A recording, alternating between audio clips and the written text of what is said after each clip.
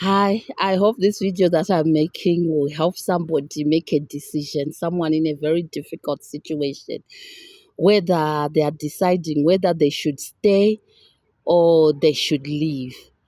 When I was, I think, around 11 years old, I think that was around 1980, 81, I'm not quite so sure. I was watching television and I saw these people, they were being beaten and they were being chased out and they were crying.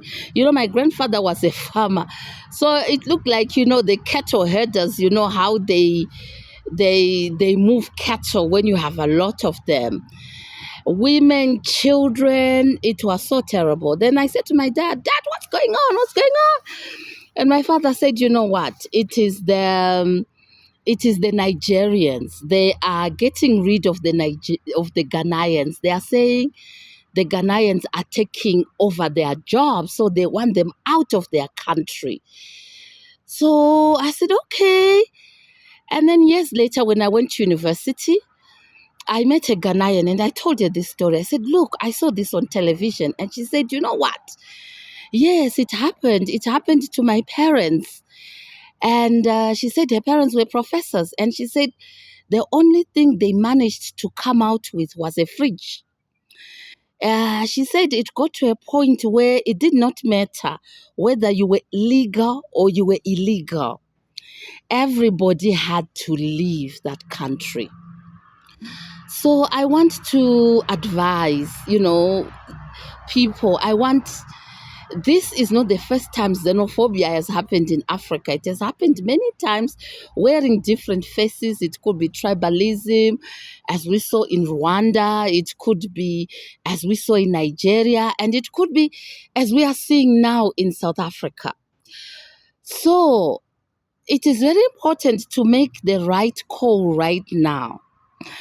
And to take this lady, is it Jacinta, whatever her name is, to take her threats very, very seriously, because no woman in Africa will stand up and run a whole operation without the support of very powerful, powerful men behind her.